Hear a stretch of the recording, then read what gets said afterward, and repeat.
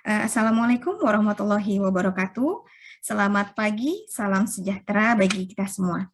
Sebelumnya saya ucapkan kepada para peserta, selamat datang pada acara Temu Profesi Tahunan ke-30 dan Kongres ke-11 Perhapi 2021. Pada hari ini kita akan memasuki rangkaian acara yang keempat, yaitu sesi paralel. Selamat datang kepada para Bapak Ibu peserta di Room B, di mana untuk sesi paralel di Room B kali ini kita akan mengangkat tema mengenai pengembangan sumber daya manusia. Ya. Pada hari ini kita akan dipandu oleh moderator kita ya selama 1,5 jam ke depan untuk memandu sesi paralel di Room B ini dengan 4 pembicara pemakalah. Hari ini kita akan ditemani oleh moderator kita, Bapak Insinyur Wahyu Triantono STIPM CPI. Selamat datang Pak Wahyu Triantono. Selamat pagi. Assalamualaikum warahmatullahi wabarakatuh. Waalaikumsalam warahmatullahi wabarakatuh. Selamat datang Bapak. Ya, moderator kita kali ini menempuh pendidikannya di Teknik Pertambangan UPN Veteran Yogyakarta pada tahun 1992 dan sudah menyelesaikan program profesi insinyurnya di tahun 2018. Dan untuk saat ini beliau Pak Wahyu Triantono bekerja sebagai manajer technical service dan and planning di PT Bumi Rantau Energi. Dan Pak Wahyu Triantono juga aktif di organisasi profesi yaitu Perhapi dan juga PII sampai saat ini. Ya. Sebelum kita memasuki acara yang akan dipandu oleh Pak Wahyu Triantono, izinkan saya untuk menyampaikan beberapa informasi kepada para peserta bahwa Bapak Ibu sekalian para peserta dapat mendownload kumpulan abstrak pada sesi paralel kali ini di Room A maupun Room B di website Perhapi di tpt2021.perhapi.or.id pada bagian classroom, attachment, dan dokumen. Jadi Bapak Ibu sekalian para peserta dapat mendownload kumpulan abstrak melalui website yang sudah saya sampaikan. Ya. Baik, mungkin selanjutnya saya akan menyerahkan sesi parallel session ini di Room B kepada Pak Wahyu Triantono. Monggo Pak Wahyu Triantono dapat memandu jalannya acara pada hari ini sampai waktu yang sudah ditentukan. Silakan kepada Pak Wahyu Triantono untuk dapat memulai sesi paralel di Room B. Silakan Pak Wahyu. Recording in progress. Terima kasih Bu Christine. Assalamualaikum warahmatullahi wabarakatuh. Selamat pagi Bapak-bapak dan Ibu-ibu semua. Alhamdulillah ya pada pagi hari ini kita masih diberikan kesehatan dan semoga kita selalu dalam kondisi sehat sehingga kita juga bisa mengikuti acara TPT Perhapi dan juga Kongres Perhapi ini nanti sampai akhir ya. Dan peran serta dari Bapak-bapak Ibu anggota Perhapi terhadap kesuksesan TPT dan juga terhadap kesuksesan kongres ya, kongres Perhapi kita untuk memiliki pemimpin-pemimpin Perhapi yang ke depan itu juga sangat diharapkan. Terima kasih sekali lagi. Baik, untuk mempersingkat waktu pada kesempatan kali ini akan ada 3 presenter seperti TPT Perhapi. Akan ada 3 dari Pak akan ada 4 dari Pak Ki Agus Nirwan, terus kemudian Pak Heru, Pak Denny, dan Ibu, maaf sebentar, saya agak lupa. Koreksi ada 4 Bapak? Iya, ada 4 ya, ada 4 ya. Iya, betul Bapak. Oke, ada 4.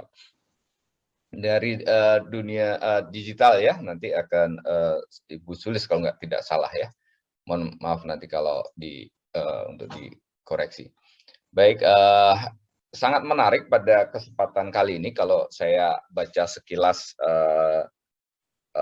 paparan yang akan disampaikan, yaitu diantaranya terkait dengan bagaimana tugas tanggung jawab seorang blasting engineer yang mungkin nanti akan disampaikan Pak Heru kali ya, tapi juga di Pak Ki Agus Nirwan akan menyampaikan sebuah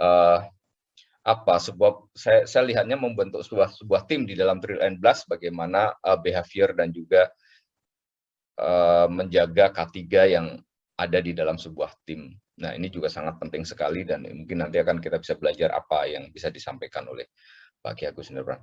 Demikian juga dari Pak Denny nanti bagaimana sebuah komunikasi ataupun juga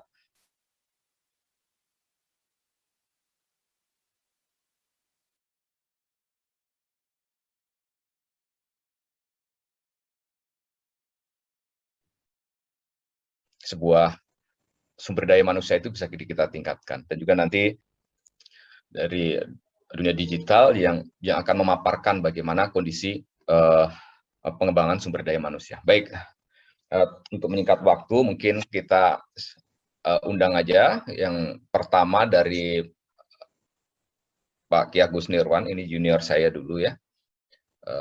Beliau sekarang menjabat sebagai Superintendent Drill and Blast di PT Kaltim Primakul. Tentunya ini sangat berat tanggung jawabnya beliau, karena sekian volume yang harus di blasting tiap hari kalau di PT Kaltim Primakul dengan skala produksi yang sangat besar. Untuk menyingkat waktu, silahkan Pak Ki Agus Nirwan ya, nanti silahkan dipresentasikan. Untuk aturannya nanti kita presentasi diharapkan 15 menit sudah selesai, Pak Ki Agus. Kemudian mohon itu dioptimalkan ya, yang perlu-perlu aja sepertinya yang disampaikan. Nanti kita akan lebih banyak di dalam diskusi QA-nya itu nanti di akhir ya, di akhir acara. Jadi setelah 4 presenter ini menyampaikan, nanti kita lakukan diskusi. Nanti Bapak-bapak dan Ibu-ibu silahkan sampaikan di chat, dan juga nanti ditujukan kepada siapa pertanyaan itu akan disampaikan dan akan didiskusikan. Nanti kita akan bahas bersama setelah 4 presenter ini selesai. Silahkan Pak Ki Agus Nirwan.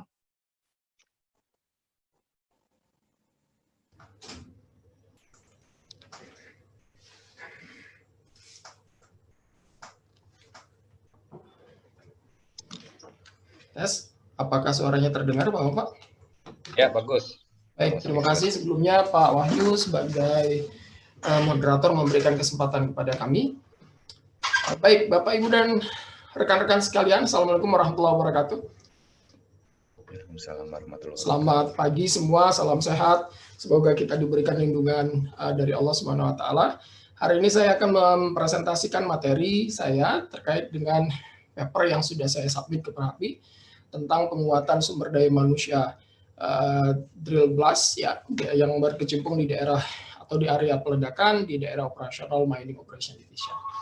Jadi panitia minta tolong langsung diputar slide show-nya.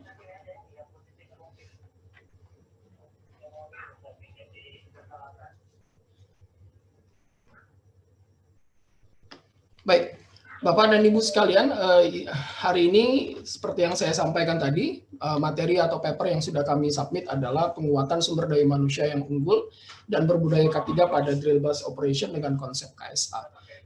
Yang menjadi pertanyaannya, kenapa kemudian sumber daya manusia di daerah operasional pengeboran dan peledakan harus unggul dan berbudaya K3?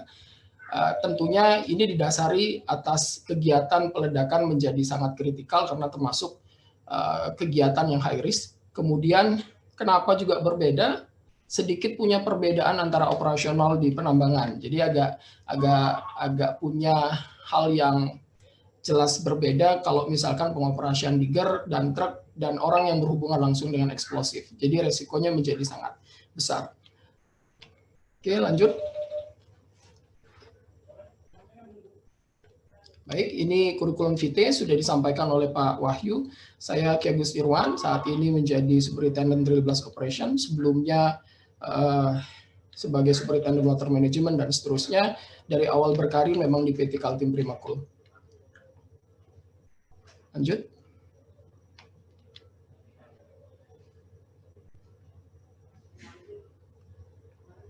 Panitia, tolong dibantu. Baik, susunan presentasinya ada 5, pendahuluan, latar belakang, tujuan penulisan, hasil dan pembahasan, serta kesimpulan. untuk pendahuluan, kenapa kemudian paper ini menyorot penguatan sumber daya manusia di daerah peledakan?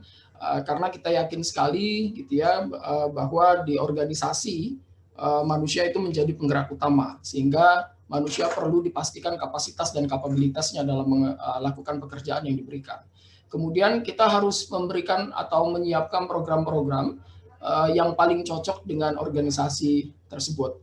Untuk di daerah operasional drill and blast yang notabene memang besar dari orang-orang yang bekerja atau berkecimpung di area operasional, tentunya pendekatan program-program pengembangan sumber daya manusia harus yang relevan, applicable, dan sederhana. Nah, pada konteks kali ini kami mengambil pendekatan untuk memantapkan knowledge, skill, dan attitude untuk semua orang sumber daya manusia yang bekerja, yang berkecimpung di area operasional pengeboran dan peledakan. Lanjut. Oke. Saya mengambil analogi bahwa aktivitas peledakan itu sama halnya dengan proyektil peluru yang kemudian ketika dilepaskan, tentunya kita nggak punya sistem untuk menghentikan peluru tersebut. Jadi kalau misalkan kita pernah ingat nonton film Matrix gitu ya, ketika ada peluru orang bisa menghindar. Tapi harusnya tidak demikian. Begitu juga dengan peledakan. Ketika proses inisiasi sudah dilakukan, shotgun sudah ditekan oleh shot fire, maka aktivitas blasting kita nggak akan bisa stop. Jadi secara sistem itu tidak bisa diperbaiki. Dampak atau efek peledakan itu pasti sudah sangat cepat dengan kecepatan yang sangat luar biasa dan punya dampak yang juga sangat besar dampak kerusakannya. Jadi itu analoginya kenapa kemudian kita harus memastikan kegiatan peledakan itu berlangsung dengan aman sesuai standar dan safety untuk kita semua gitu ya. Baik, lanjut. Oke, di sini kenapa kemudian peledakan menjadi sangat penting? Kalau misalkan saya bagi di situ ada 3. Yang pertama, kenapa sangat penting? Karena yang ini adalah termasuk high risk activity. Ini juga didasarkan pada Kepmen 1827 2018, kemudian Perkapolri nomor 17 tahun 2017. Di KPC sendiri menganggap aktivitas ini sangat riskan sehingga perlu diatur secara lebih detail, dan kita mengatur dalam Golden Rules nomor 12 dan Fatality Prevention Element 2 nomor 22. Ya, kemudian sumber daya peledakan kita cukup besar, melibatkan manusia, mesin, material, dana, dan metode kerja. Kemudian program penguatan harus dilakukan dengan program-program yang sederhana dan mudah diaplikasikan di lapangan. Lanjut. Baik, Bapak dan Ibu sekalian, tujuan dari penulisan paper ini yang pertama, kita harus melakukan penguatan pengawasan di daerah drill blast operation, kemudian penyediaan program penguatan dengan pendekatan knowledge, skill, dan attitude, serta kita punya tanggung jawab untuk mengukur keberhasilan implementasi dari program ini. Lanjut.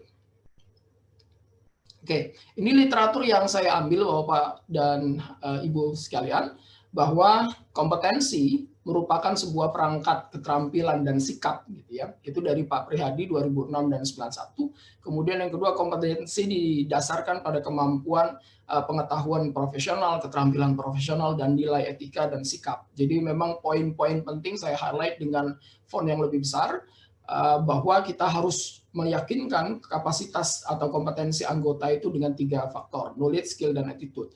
Namun untuk di operasional, kalau misalkan kita bicara, lantas apa yang paling penting? Kalau misalkan saya menganggap ya ada lingkaran pengaruh di sana, yang paling penting itu sebenarnya attitude. Bahwa attitude itu merupakan lingkaran yang harus menjadi aspek untuk kehidupan dimanapun kita berada. Karena di dalam attitude, kita juga harus memastikan skill dan knowledge. Ini juga didasarkan bahwa banyak kejadian event kecelakaan kerja terkait dengan skill dan knowledge anggota itu sudah clear. Namun hanya saja ada beberapa attitude, perilaku-perilaku yang kemudian mengabaikan sehingga skill dan knowledge itu tidak menjadi kontrol yang paling tegas. Lanjut. Baik, ini pembahasan Bapak Ibu sekalian, tadi saya sudah sampaikan sumber daya peledakan cukup besar. Ini sekedar memberikan gambaran di area operasional kami bahwa untuk orang yang bekerja di daerah peledakan ada kurang lebih 350 orang, 18 alat berat yang terlibat, 21 truk pengangkut bahan peledak, 15 MMU, 4 kompleks gudang peledakan, kemudian plan, gudang, dan seterusnya. Banyak SOP dan instruksi untuk mengatur area peledakan ini bisa berjalan dengan aman dan sesuai, ya, kemudian alokasi dana yang cukup besar untuk mendukung pelaksanaan kegiatan pengeboran dan peledakan. Lanjut. Baik, ini sumber daya manusia. Kenapa saya mengambil atau kami mengambil poin sangat penting? Karena lagi-lagi sumber daya manusia ini adalah orang-orang yang memastikan seluruh kegiatan itu dijalankan dengan efektif, efisien, dan tentunya aman.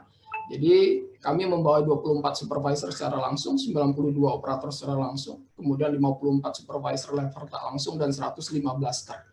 Jadi ini sumber daya manusia yang perlu kami kelola. Lanjut. Bapak Ibu dan sekalian, di sini ada program KSA. Pendekatan yang kami ambil adalah yang pertama terkait dengan penguatan di knowledge, itu adalah pengawas bicara, sharing teknis, penguatan OB, CSA, Senin inspeksi, Jumat selamat. Kemudian skill di situ ada pemenuhan keterampilan dasar, seluruh pengawas atau blaster yang bertugas, dan regular audit, regular OSM, dan penilaian PDCA untuk program di attitude. Nanti akan kita jabarkan satu persatu untuk masing-masing programnya. Lanjut. Baik, ini program knowledge yang pertama. Jadi supervisor itu diberikan tugas dan tanggung jawab untuk memberikan penyampaian, untuk mengukur knowledge dengan memberikan penyampaian kepada anggotanya. Jadi ada konsep 4M, 1B, membaca, menulis, menyampaikan, dan berdiskusi. Jadi ini yang harus dilakukan, mereka nanti akan datang di luar waktu safety talk ketika peledakan itu sudah dilakukan di sore hari, mengambil waktu sekitar 1 jam sampai 1,5 jam untuk menggali kembali SOP yang kemudian sudah kita buat, dan hal-hal teknis atau non-teknis yang terjadi di lapangan. Sehingga pengawas berani kembali mengupgrade knowledge-nya dengan membaca, kemudian menulis, menyampaikan, dan ada program diskusi di situ secara reguler. Jadi memang ini dilakukan setiap akhir shift, ketika blasting itu sudah dilakukan, mereka akan mengambil waktu sekitar 1 jam. Kemudian sharing teknis untuk asisten drill blast. Asisten drill blast ini menjadi representasi kami untuk memastikan pengisian bahan peledak di lapangan itu dilakukan dengan sesuai prosedur. Asisten blasting ini yang akan berkoordinasi dengan teman-teman penyedia jasa peledakan.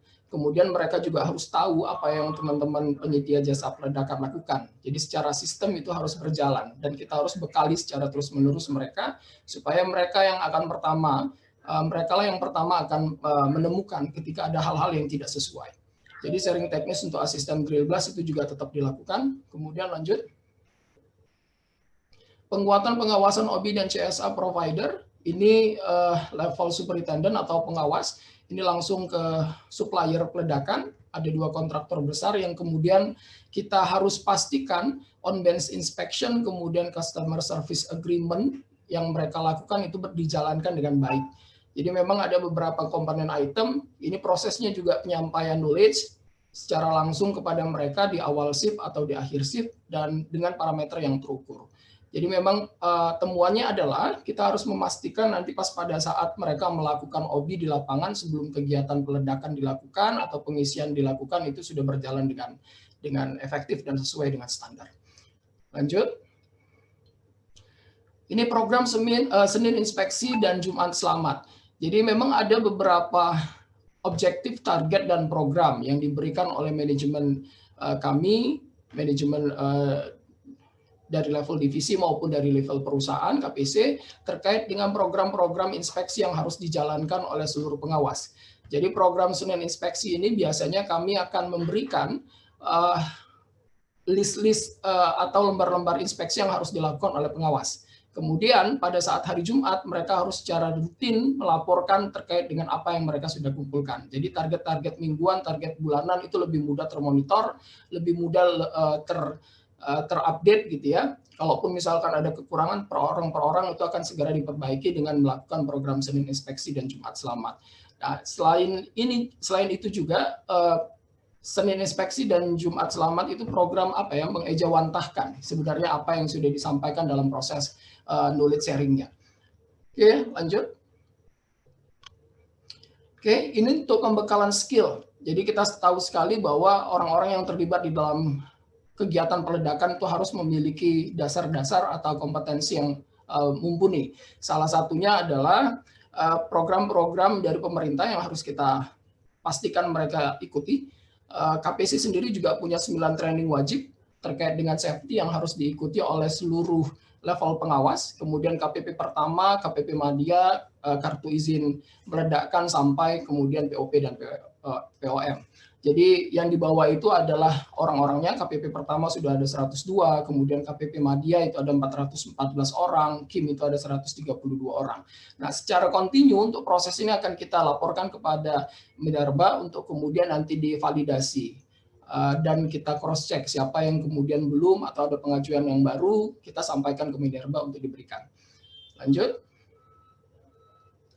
Ini program attitude Bapak-Bapak dan Ibu sekalian. Jadi memang ada inspeksi dan monitoring secara reguler yang kami lakukan terhadap pemenuhan ini. Dalam proses untuk memantau attitude, teman-teman, yang kami lakukan adalah melakukan audit mingguan.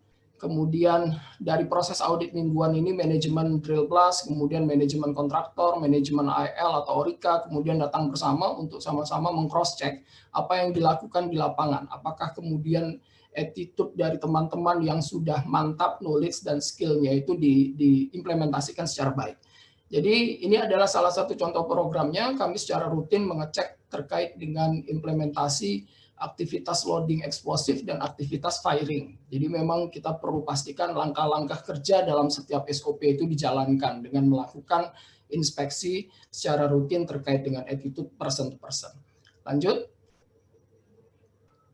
Ini penilaian konsep PDCA. Penilaian konsep PDCA ini kami membuat turunan program yang kemudian kami bagi dalam tahap perencanaan, kemudian eksekusi, monitoring, dan aksi di lapangan. Poin-poin PDCA ini adalah poin-poin di dalam SOP blast loading dan SOP blast firing. Disiapkan banyak langkah yang kemudian ini harus diisi secara mandiri oleh masing-masing supervisor, kemudian diberikan bobot penilaian untuk kemudian nanti dinilai pada tahap akhir oleh superintendent level.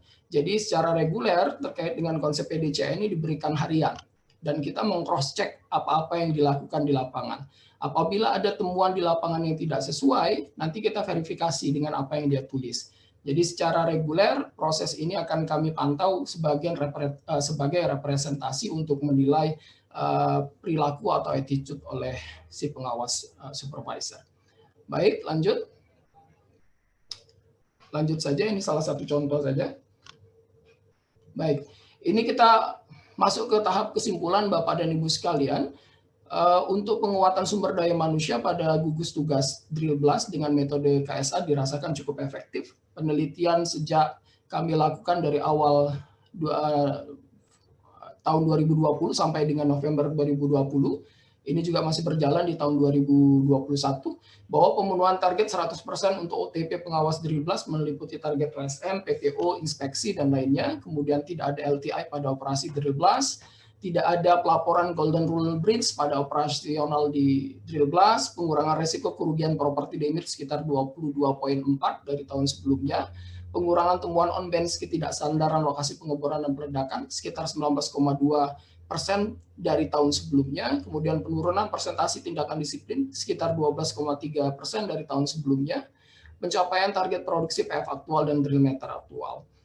Kemudian poin yang kedua, program-program penguatan sumber daya manusia dilakukan dengan hal-hal yang sederhana, dengan monitoring yang lebih melekat. Baik, Bapak dan Ibu sekalian, saya pikir cukup terkait dengan materi kami. Poin dari kesuksesan implementasi pengawasan KSA ini memang terletak pada program-program yang harusnya cukup sederhana dan applicable, tapi secara monitoringnya itu gampang dilakukan. Kami juga menerapkan sistem umpan balik 360 derajat di masing-masing pengawas, sehingga asisten blasting di level terbawah juga bisa memberikan feedback terkait dengan keselamatan kepada supervisor, dan level superintendent juga bisa memberikan feedback kepada pengawas. Berikut juga sesama level pengawas memberikan masukan dan saran di antara mereka. Jadi program-program pengukuran terkait dengan implementasi itu bisa lebih efektif dan lebih terasa dilakukan. Demikian Bapak dan Ibu sekalian, sekali lagi terima kasih atas waktu yang diberikan kepada kami. Semoga apa yang kami sampaikan dapat menjadi manfaat untuk kita sama-sama. Demikian, Assalamualaikum warahmatullahi wabarakatuh, selamat pagi.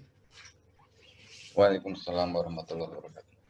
Terima kasih Pak Ki Agus Nirwan, cukup lengkap ya apa yang disampaikan. Nanti kita bisa didiskusikan pada sesi Q&A, dan untuk selanjutnya akan presenter selanjutnya adalah Pak Heru Utama ya. Pak Heru Utama ini sebagai Superintendent Drill and Blast di PT IMK Indomuro Kencana, dan beliau juga sudah sangat berpengalaman berpindah-pindah perusahaan juga, Pak ya. Jadi tentunya beliau akan memberikan sharing apa yang dilakukan di PT EMK, terutama di dalam peran dari seorang drill blast engineer ya. Menurut beliau, beliau akan membedah ya, karena ini kan terkait dengan target produksi dari EMK dan disitulah peran kunci dari seorang drill and blasting engineer. Mungkin itu yang bisa saya sampaikan di awal. Silahkan Pak Heru, seperti dengan Pak Ki Agus Nurwan tadi, waktu Bapak 15 menit untuk presentasi, dan saya lihat paparannya cukup banyak ini Pak, mohon nanti diringkas ya. Poin-poin penting aja ya, nanti pada saat Q&A kalau misalnya ada sesuatu yang terkait dengan pertanyaan, bisa juga Bapak bisa membuka kembali. Ya, terima kasih Pak. Silakan Pak Heru. Ya, terima kasih Pak Bayu. Mohon izin untuk share screen Pak.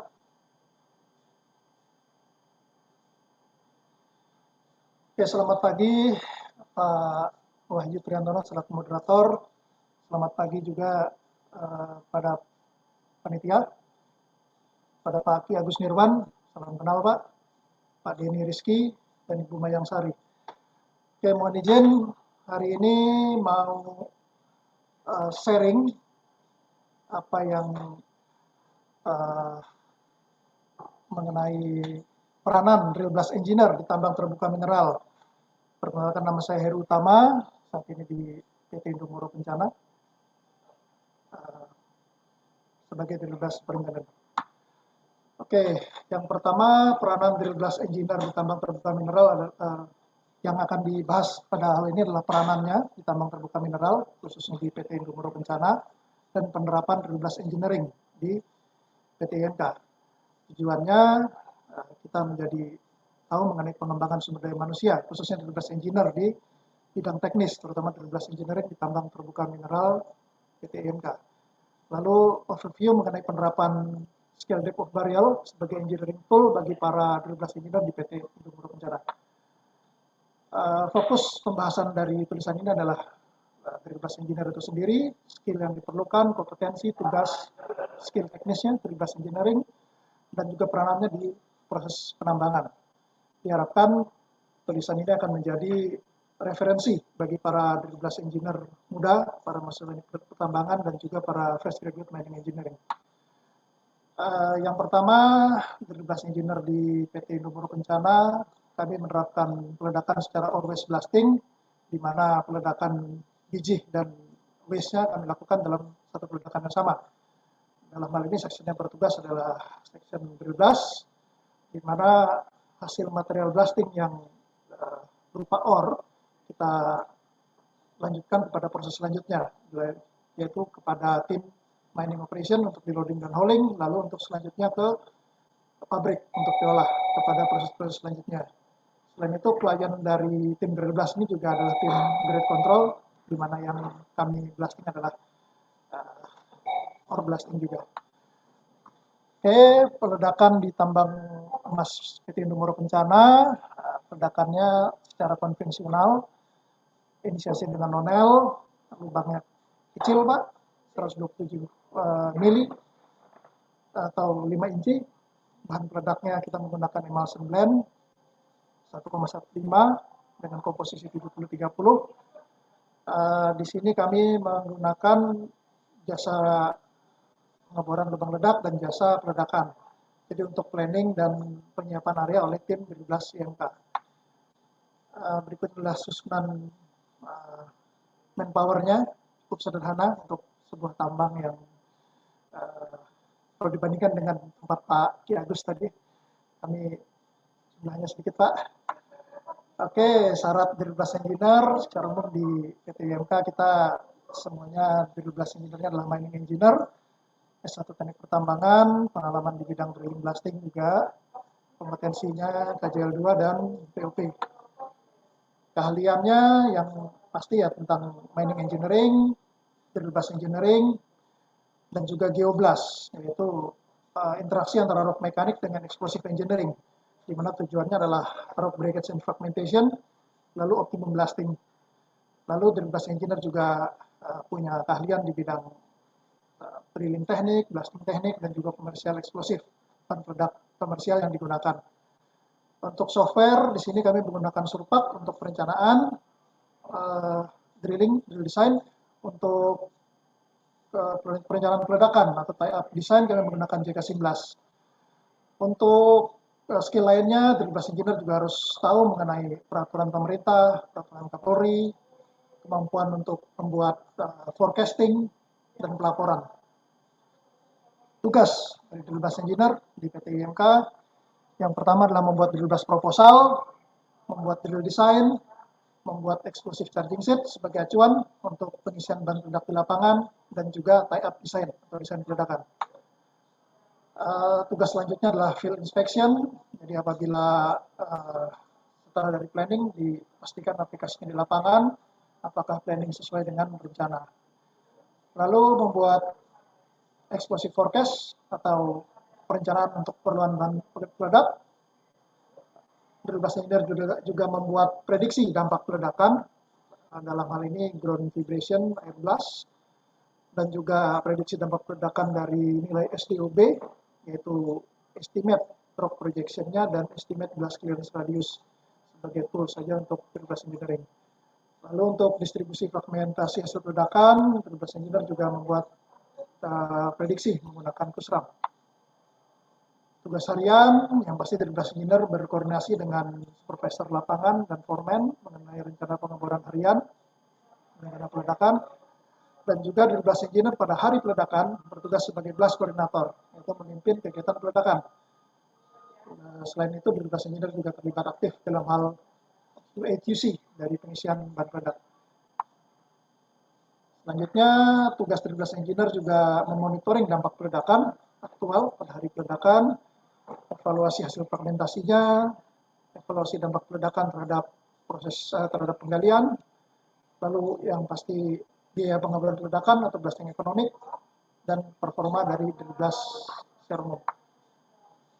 Untuk geometri peledakan, ini adalah geometri dasar yang kami terapkan di PT IMK dengan menggunakan diameter lubang ledak 127 mili atau 5 inci, badan spacing rata-rata 4x5, kedalaman 5, 6, atau 7,5, tergantung bed side-nya. Oke, secara umum di Indonesia, di Indomoro Kencana, drill blast engineer menggunakan pendekatan untuk burden menurut Konya sebagai salah satu pendekatan untuk mendesain burden. Jadi di sini kami menggunakan burden spasi antara 3,5 kali 4 atau 4 kali 5 atau 4 kali 4,5. Untuk jenis alat bor yang kami gunakan, top hammer, diameter 5 inci, pola pengeboran lubang ledaknya stagger, burden 3,5 sampai 4,5, spasi 4 sampai 5. Mungkin tinggi jenjang juga bervariasi tergantung dari pit yang diledakkan. Ada antara 5 sampai 7,5 meter bed side-nya. Oke, geometri peledakan, drill blast engineer menggunakan scale depth of burial untuk membuat explosive charging set sebagai desain stemming pada area ore dan base, di mana di sini kami bedakan isian bahan peledak untuk di area biji dan area waste. Stemming juga kami menggunakan gravel. Stemming ini adalah energy confinement, seperti kita ketahui salah satu kunci keberhasilan blasting. Di sini drill blast engineer menggunakan scale depth of burial sebagai panduan untuk merancang stemming height-nya agar terbentuk fragmentasi yang optimum dan tidak terjadi over energy atau flare up yang berlebihan. Untuk penerapan SDOB mulai dari awal peledakan di PT IMK sejak 2018 sampai sekarang, penerapan SDOB sudah diterapkan secara konsisten oleh para drill blast engineer di PT IMK. Berikut ini adalah scale depth of burial salah satu tools yang digunakan. Ini kami refer dari Frank Chiappetta dari Blasting Analysis International, di mana yang kami gunakan adalah kontrol energi untuk area waste, dan di area ore kami terapkan sedikit ke area very control energi, sekitar SDOB 1,5. Sebagai contoh, ini untuk di daerah waste dengan SDOB dengan tinggi standing 2,7 meter, kedalaman sekitar 7,5, kami dapatkan SDOB 1,26. Ini termasuk dengan range kontrol energi.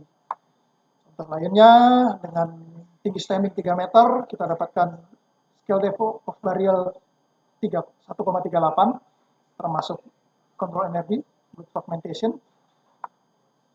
Lalu scale depth of burial juga kita gunakan sebagai estimasi untuk fly rock-nya, rock projection. Jadi di sini kami gunakan pendekatan dari SDOB juga. Untuk blast clearance-nya memang kami terapkan 300 untuk peralatan, 500 untuk manusia. Ini adalah estimasi blast clearance-nya menurut SDOB. Jadi sebagai contoh, apabila kita terapkan SDOB 1,1, blast clearance-nya sekitar 452. Jadi dengan asumsi di sini kalau kita mendesain peledakan, usahakan scale depth of burial-nya jangan sampai 1 apa 0,95, karena ini potensi fly rock-nya bisa melebihi dari 500. Jadi yang aman mungkin 1,2, 1,3 seperti itu dengan fly rock tidak melebihi jarak dari 500. Oke, sebagai contoh ini misalnya kita gunakan 1,2, estimate blast clearance-nya sekitar 375 meter. Berikutnya salah satu tugas dari drill blast engineer, yaitu adalah drill blast planning, perencanaan. Tugasnya membuat drill blast proposal, membuat drill design. Drill blast proposalnya adalah rencana awal yang kami breakdown dari main planning, berupa desain awal daripada rencana drill blast. Jadi adalah konsep dasarnya, lalu didistribusi ke main planning engineer, geotechnical engineer, survey, bilet control, dan semua pihak yang terkait.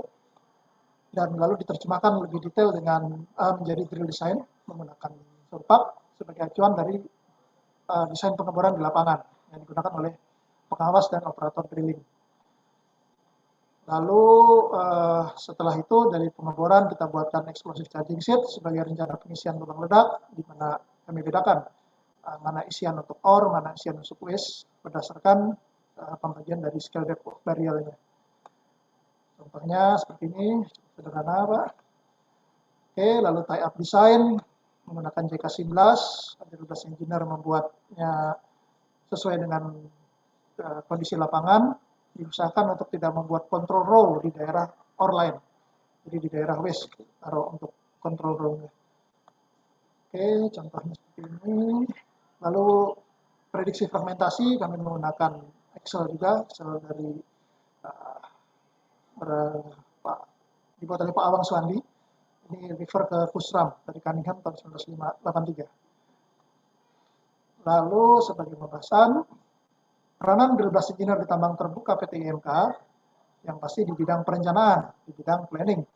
Drill blast engineer berperan dalam hal drill blast engineering, membuat desain pengeboran peledakan, membuat proposal, drill design, desain peledakan, explosive charging sheet, dan selanjutnya pelaksanaan peledakan. Drill blast engineer berperan sebagai pemimpin pada saat peledakan, sebagai blasting coordinator. Lalu setelah peledakan, drill blast engineer berperan sebagai evaluator, melakukan evaluasi terhadap hasil peledakan, pasca peledakan. Lalu selanjutnya pelaporan, reporting berupa daily report, weekly report, maupun monthly tentang kegiatan drill blast. Lalu drill blast engineer dilengkapi dengan keahlian di bidang drill blast engineering, desain software, dan juga pengetahuan mengenai bahan peledak komersial. Dan drill blast engineer harus mempunyai kompetensi khusus dalam menjalankan tugas, dalam hal ini kajian pos 2 dan pengawasan operasional pertama. Lalu drill blast engineer di PT Indung Rencana menerapkan skill depth variable sebagai engineering tool dalam mendesain stemmingnya, diimplementasikan dalam explosive charging set, dan juga berperan dalam hal prediksi dari getaran, membuat prediksi dari dampak ledakan.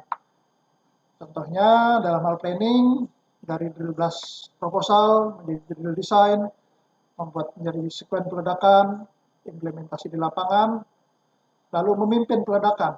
Jadi berikut ini adalah dua drill blast engineer, salah dua dari dua drill blast engineer kami. Jadi salah satunya wanita. Oke, drill blast engineer juga melakukan final check bersama blaster selaku memimpin peledakan sampai saat tembak oleh blaster dan sampai dinyatakan aman. Setelah dinyatakan aman, melakukan evaluasi bersama blaster, memastikan bahwa tidak ada yang gagal ledak, memastikan fragmentasinya sesuai dengan target, seperti di daerah, kalau kita bilang di daerah ore-nya ya diusahakan fragmentasinya kecil-kecil karena yang menggalinya unitnya kecil-kecil bila dibandingkan dengan tambang terbuka batubara. Oke, sebagai kesimpulan, peranan drill blast engineer pada kegiatan drill and blast di tambang terbuka PT Indomoro Kencana, di mana menerapkan ore and waste blasting. Jadi drill blast engineer terlibat dalam hal perencanaan, drill blast planning, pelaksanaan peledakan selaku pemimpin peledakan, evaluator, dan melakukan pelaporan. Dan pada kegiatan drill blast di PT Indomoro Kencana diperlukan drill blast engineer yang kompeten, mempunyai KJL 2 dan POP, dan konsisten terhadap penerapan drill blast engineering dalam perencanaan, konsisten dalam hal pelaksanaan dan evaluasi. Lanjut, pengembangan sumber daya manusia, khususnya drill blast engineer di PT Indomoro Kencana, dalam hal ini drill blast engineering mutlak dilakukan terus-menerus, terutama dalam hal meningkatkan keahlian atau skill dari drill blast engineer. Jadi dalam hal blast design software, karena kita ketahui bersama saat ini kan era industri 4.0, jadi fokus para drill blast engineer milenial ini adalah salah satunya drill blast software. Lalu karena kita sebagai orang drill blast ini mempunyai ibu yang sama dengan geotechnical engineer, makanya ada namanya geoblast. Ini yang mempersatukan drill blast engineer dengan rock mechanic engineer. Di sini kita di geoblast ada mekanika batuan, rock mekanik dengan explosive engineering. Lalu keahlian lainnya adalah drill blast engineer juga harus mengikuti perkembangan teknologi di bidang bahan peledak komersial, misalnya elektron detonator, dalam hal trusin blasting atau peledakan-peledakan khusus lainnya, lalu perkembangan teknologi di bidang drilling teknologi dan juga drilling engineering. Oke, overview mengenai penerapan skill depth variable sebagai engineering tool di drill blast engineering PT Indomoro Kencana. Di sini diterapkan explosive charging di dalam explosive charging sheet. Untuk waste stemming kita terapkan range dari STUB-nya 0,92 sampai 1,4. Ini masuknya adalah kontrol energi. Ore stemming menggunakan 1,44 sampai 1,68 dari kontrol energi. Tapi untuk pemilihan detailnya kami serahkan kepada kreativitas dan confident dari drill blast engineer masing-masing dengan seleranya, asalkan tujuannya adalah optimum blasting, aman dengan kos terjangkau, dengan hasil fragmentasi yang bisa digali, dan juga dengan dampak ledakan yang terkontrol. Jadi sebagai kesimpulan, penerapan skill depth variable sebagai engineering tool sudah konsisten diterapkan oleh drill blast engineer di PT Indomoro Kencana. Lalu sebagai saran, agar drill blast engineer bisa bersaing secara komersial, di komersial kompetitif di secara nasional maupun internasional. Jadi drill blast engineer Indonesia wajib bisa berperan serta memberikan project improvement di perusahaannya tempat bekerja. Jadi harus diberikan professional development sesuai dengan kondisi terkini di industri, misalnya blasting software, atau Advanced Blast Design, Blast Design Management, Drilling Management, dan sebagai tindak lanjutnya Juru Blast Engineer mengikuti professional development pada bidang Juru Blast Engineering tersebut dalam hal workshop, masterclass blasting, Juru Blast Conference, dan juga geotechnical engineering atau geoblast yang mempersatukan antara rock engineering dengan explosive engineering. Oke, ini adalah daftar pustaka yang saya refer dalam penulisan ini. Demikian pemaparan dari saya. Terima kasih. Waktu dan tempat dikembalikan kepada Pak Wahyu Triantono selaku moderator. Terima kasih Pak Wahyu.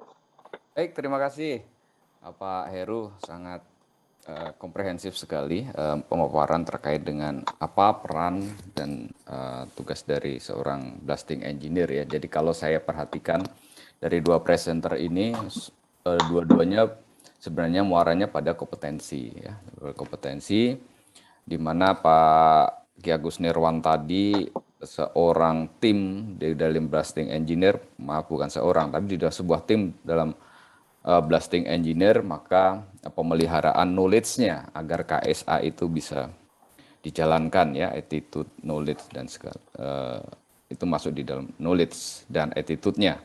Nah, Pak Heru ini tadi membahas masalah skill-nya ya dari seorang blasting engineer di cukup berkaitan sehingga didapatkan sebuah hasil yang baik. Nah, ketika hasil yang baik dari sebuah pertambangan ini tentunya bisa bermanfaat dari masyarakat sekitar.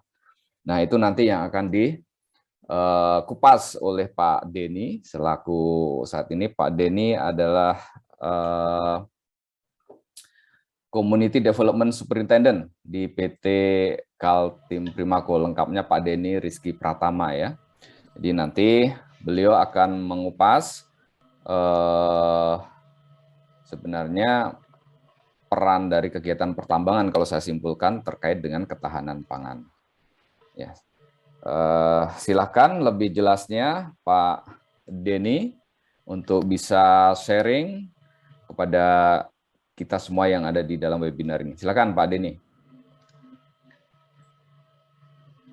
Baik, terima kasih Pak Wahyu.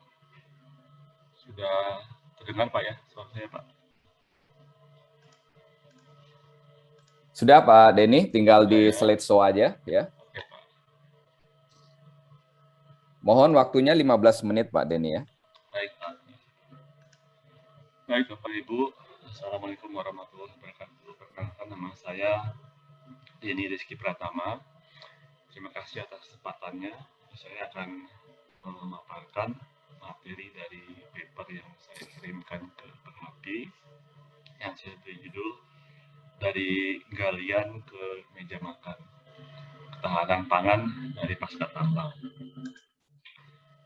Paper ini saya susun berdasarkan cerita dan data-data saya selama bekerja di PT Kaltim Primaco sebagai Superintendent Community Development. Saya mulai karir di KPC di tahun 2008. Memang sudah berkecimpung di isu CSR dan Community Development. Pada kesempatan ini, tema yang saya akan paparkan adalah mengenai keterkaitan antara ketahanan pangan dengan pasca tambang. Di dalam 17 tujuan pembangunan berkelanjutan yang ditetapkan oleh PBB, tujuan nomor 1 dan nomor 2 adalah tujuan prioritas, yaitu tanpa kemiskinan dan tanpa kelaparan.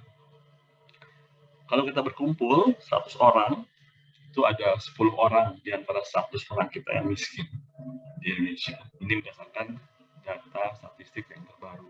Jadi data kemiskinan di Indonesia itu 10%. Sedangkan untuk kelaparan, Indonesia baru saja masuk ke daftar moderate setelah turun 1 poin dari Global Hunger Index. Sebelumnya, 2 tahun sebelumnya, Indonesia masih di dalam kategori serius untuk isu kelaparan. dua isu prioritas dalam 17 SDGs PBB itu saling berkait, Bapak Ibu. Jadi kemiskinan itu terkait dengan akses sumber daya dan akses terhadap pangan. Sedangkan kelaparan itu juga sangat terkait pada tingkat pengelolaan sumber daya, ekonomi, dan juga standar kelayakan atau kemiskinan di suatu negara. Nah, pertanyaannya, kita di perusahaan tambang, bagaimana kita menjawab isu ketahanan pangan melalui program pasca tambang? Kenapa program pasca tambang?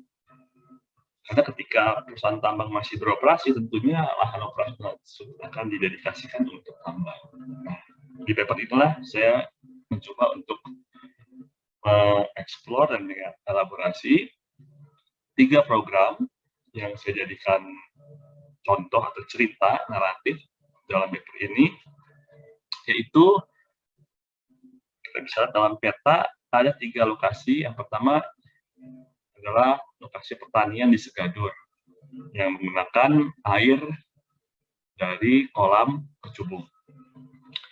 Lokasi kedua berada di kecamatan tetangga. Kalau Segadur ini ada di kecamatan Bengalon.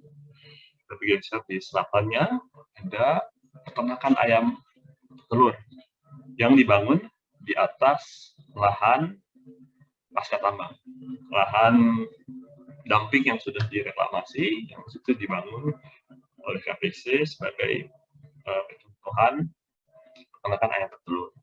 Berbeda dengan Segadur, Segadur adalah lokasi kawasan pertanian, tanaman pangan, dan tanaman hortikultura. Program ketiga adalah pusat pembibitan unggas lokal. Nah, ini berada di daerah yang sudah direklamasi pasca tambang, yang situ KPC membangun pusat pembibitan unggas lokal.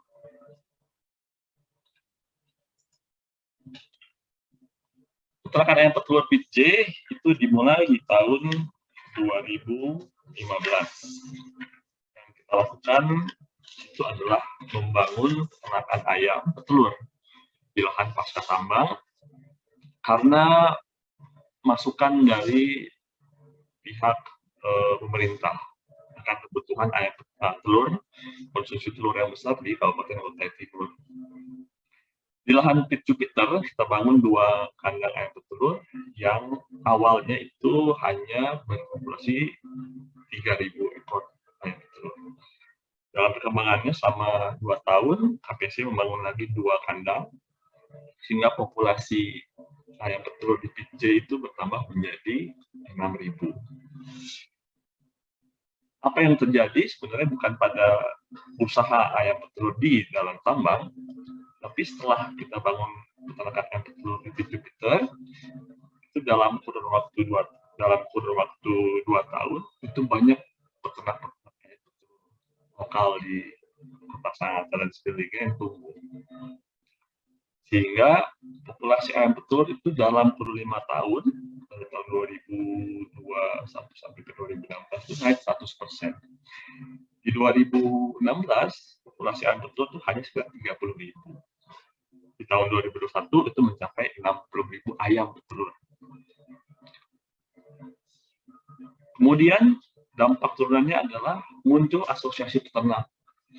Yang awalnya peternak sekitar 2-3 orang dalam 3-4 tahun terakhir, sekarang sudah ada 30 peternak ayam petelur yang memproduksi per harinya sekitar 48-56 telur, yang itu memenuhi 20% dari kebutuhan Kutai Timur. Nah, ini satu contoh bagaimana program di pasca tambang itu bisa mendorong usaha ekonomi pakan yang lebih besar di wilayah sekitar. Kemudian program yang kedua adalah air kecubung untuk pertanian. Maksudnya adalah air dari pon kecubung yang kami gunakan untuk lahan pertanian. Air kecubung ini adalah berasal dari pon kecubung Bravo Charlie, yang itu merupakan titik penaatan dari Pit C di Bengalon Coal Project. Apa yang menarik, Pertama, dalam pelaksanaan proyek pembangunan PON, dalam risk assessment, kita memasukkan aspek sosial dan ekonomi. Kalau biasanya dalam risk assessment kita hanya assess risiko-risiko yang terkait pada proyek konstruksi, tapi dalam pembangunan PON Kecubung kita memasukkan juga aspek sosial ekonomi yang orientasi waktu jangka panjang. Kita melihat bahwa aliran Kecubung yang bermuara pada Sungai Segadun itu digunakan untuk pertanian dan kebutuhan masyarakat, sehingga isu-isu sosial dan ekonomi kita masukkan dalam pengelolaan proyek. Setelah PON Kecubung Brahmacari terbangun, kita juga melibatkan petani-petani lokal, kelompok tani, warga desa untuk membangun program bagaimana mengelola air dari PON Kecubung yang dialirkan ke Sungai Segadun sehingga bisa bermanfaat untuk pertanian. Selama 2 tahun, datanya adalah setelah PON Kecubung Brahmacari beroperasi, siklus tanam itu naik 2,5 kali lipat. Karena lahan pertanian yang luasannya sekarang 80 hektar itu awalnya hanya pada hujan. Setelah siklus air stabil, petani bisa menanam sampai 2,5 siklus menanam padi, 2,5 siklus dalam 1 tahun. Selain itu, omset petani hortikultura, petani sayur-sayuran itu meningkat 4,6 kali lipat. Data yang saya koleksi itu di tahun 2018, omset tahunannya hampir 200 juta. Tapi di tahun 2020, omset petani hortikultura atau petani palawija dan sayur-sayuran itu meningkat sampai 935 juta. Kemudian panen padi itu naik 10% dari yang tahun 2019 124.000 kg, di tahun 2020 meningkat menjadi 136.000 kg hanya dari satu kelompok tani. Dan yang sangat signifikan adanya aliran air yang stabil dan konsisten dari PON Kecubung Brahmacari itu adalah meluasnya lahan produktif pertanian sebesar 30% dalam kurun 3 tahun. Awalnya petani kelompok tani bina warga yang ada di Dusun Segadun itu hanya mengolah sekitar 50-60 hektar lahan. Sekarang lahan yang produktif itu mencapai 80 hektar yang terbagi 70 hektar untuk lahan pertanian pangan padi, 5 hektar untuk pertanian hortikultura, dan 5 hektar untuk kolam ikan. Mohon maaf Pak Denny, mungkin bisa dipercepat presentasinya. Baik Pak. Yang terakhir adalah pengembangan pusat bibitan unggas lokal yang kita lakukan di lahan pasca tambang, yang tujuannya adalah untuk memproduksi bibit unggas lokal, yaitu ayam kampung, untuk diternakan di Kutai Timur. Manfaatnya adalah dengan adanya bibitan unggas lokal, ada penurunan harga bibit sampai 40% dan memenuhi kebutuhan bibit kaltim sebanyak 20%. Selain itu, tujuannya adalah untuk mengkonservasi sumber daya genetika nasional, yaitu ayam kampung, dan dengan adanya pusat bibitan unggas lokal, adanya konsolidasi di antara peternak-peternak lokal yang awalnya tidak memiliki wadah formal. Dalam paper saya diskusikan mengenai peran perusahaan. Jadi perusahaan tambang bukan hanya sebagai perusahaan yang mencari keuntungan, tapi juga memiliki agensi dalam konteks khususnya pada isu pangan. Isu pangan yang saya catat adalah pertama mengenai akses sumber daya dan juga kerentanan yang diberikan oleh resiko oleh adanya dampak tambang, dan juga masalah keberdayaan produsen pangan di lokal. Kesimpulannya, apa yang menjadi peran pertama tentunya adalah keselarasan pola lingkungan dengan rencana pasca tambang. Ini adalah kunci dan menjadi penting. Namun tidak hanya itu, perusahaan tambang apabila serius untuk menangani isu pangan harus melibatkan tim dari community development dalam semua analisa sosial terkait proyek penambangan. Selain itu, diperlukan inklusivitas atau pelibatan dengan pemangku kepentingan terkait. Dan yang keempat, juga yang penting adalah membuka akses terhadap sumber daya. Dalam 3 cerita, sumber daya yang kita buka itu adalah akses lahan dan air. Dan yang terakhir adalah tentunya pelembagaan produsen pangan Ini menjadi penting ketika produsen, petani maupun peternak itu mengelola sumber daya yang kolektif itu hanya dimungkinkan apabila ada penguatan kelembagaan yang benar. Demikian paparan singkat dari saya. Mohon maaf apabila telah melewati waktu. Mohon saran masukan. Terima kasih. Terima kasih Pak Denny. Cukup pas waktunya Pak Denny, dan cukup bagus ya materinya. Jadi ini jadi tantangan bagi kita semua, terutama buat Pak Ki Agus dan Pak Heru nih. Ya, kalau di tempat lain itu biasanya Pak, kalau blasting itu komplainnya dari masyarakat, ayam petelurnya itu nggak bisa bertelur Pak. Ini nanti bisa kita bahas ya di session Q&A ya. Karena banyak beberapa perusahaan yang terutama dekat dengan penduduk justru komplain ayamnya malah nggak bisa bertelur itu. Tapi di sini diprogramkan sedemikian rupa oleh Pak Denny dan tim tentunya, sehingga peran dari kegiatan pertambangan tadi, terutama pada saat pasca tambang ya, tadi ada 3 poin yang ditonjolkan ya, terkait dengan pembibitan unggas, terus kemudian hasil panen, dan juga bahkan mungkin dengan peternakan petelur. Baik, nanti akan kita bahas kembali di sesi Q&A. Dan terakhir nanti presenter yang keempat, Ibu Mayang Sari, beliau dari PT Dunia Tambang Digital, yang mungkin agak asing nih bagi teman-teman yang terutama banyak di site ya, PT Dunia Tambang Digital, ya mungkin nanti Bu Mayang bisa bercerita, dan mungkin ini papernya berdua dengan Pak Faris Primayuda ya Bu Mayang ya, tapi mungkin nanti Bu Mayang Sari yang akan mempresentasikan. Beliau adalah monitoring, evaluation, dan learning dari manager ya, maaf, monitoring, evaluation, and learning manager dari PT Dunia Tambang Digital. Nah selanjutnya silakan Bu Mayang, dan kembali saya ingatkan kepada Bapak-Bapak dan Ibu, jika ada pertanyaan dari para presenter, silahkan bisa juga ditulis atau juga nanti bisa kita raise hand ya. Tapi lebih baik ditulis sehingga presenter juga bisa melihat pertanyaan tersebut dan bisa kita diskusikan bersama. Silakan Bu Mayang, waktunya sama 15 menit, mohon bisa dimanfaatkan sebelum kita nanti masuk kepada diskusi. Baik, terima kasih banyak Pak Wahyu atas kesempatannya. Assalamualaikum warahmatullahi wabarakatuh. Saya mohon izin share.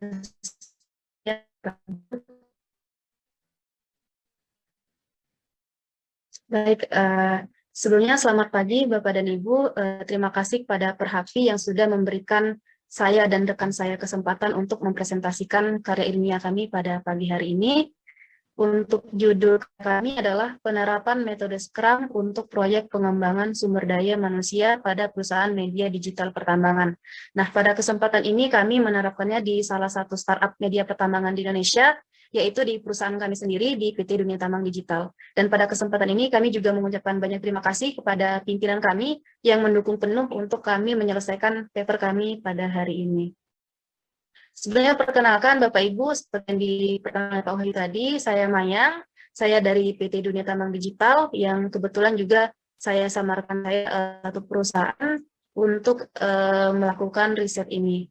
Dan rekan saya adalah Mas Faris Primayuda, beliau saat ini menjabat sebagai Associate Director PT Dunia Tambang Digital, kemudian pernah juga berpengalaman sebagai Engineering Consultant di PT Sampulu Adijaya Prakarsa. Untuk pemaparan pada hari ini, kami membuat beberapa poin penting. Yang pertama, kami akan menjelaskan pendahuluan, kemudian metodologi penelitian, hasil penelitian, kemudian kesimpulan. Nah, kenapa kami mengambil tema ini, yaitu peran media sangat penting sekali Bapak Ibu, terutama untuk penyebaran informasi di insan pertambangan. Karena yang seperti kita tahu, para insan pertambangan, terutama yang di site atau di lapangan, itu sangat sulit untuk mendapatkan informasi. Nah, dengan adanya kami, PT Dunia Tambang Digital, sebagai startup media pertambangan, kami rutin untuk menyebarkan informasi berita pertambangan, baik itu berupa berita, kemudian berupa grafis, di website dan juga sosial media kami. Nah, harapannya juga dengan adanya media ini, kami bisa dapat mengedukasi pembaca, Kemudian setelah pembaca mendapatkan berbagai informasi yang bermanfaat dari website kami, mereka dapat meningkatkan kualitas serta kapabilitas daripada mereka seperti itu. Nah, salah satu tolak ukur keberhasilan media dilihat dari banyaknya pengunjung yang berkunjung di website media tersebut. Nah, kami mempunyai keterbatasan sumber daya di perusahaan kami, sehingga kami ingin memanfaatkan sumber daya yang terbatas ini, tetapi ingin mencapai hasil yang maksimal. Nah, maka dari itu kami menerapkan salah satu metode Scrum yang kami berharap bisa dapat mengubah pola pikir dan perilaku karyawan, sehingga nantinya kami bisa lebih produktif untuk meningkatkan jumlah konten yang akan kami publikasikan di website. Adapun tahapan penelitian yang kami lakukan dengan metode ini, yang pertama adalah perumusan masalah, kemudian yang kedua adalah pengumpulan data lapangan, kemudian penganalisaan data, dan perumusan hasil studi, kemudian penyusunan rekomendasi. Untuk slide berikutnya akan dijelaskan oleh rekan saya, Mas Faris. Kepada Mas Faris, saya persilakan. Oke, mungkin panitia boleh membantu ngepin Mas Faris.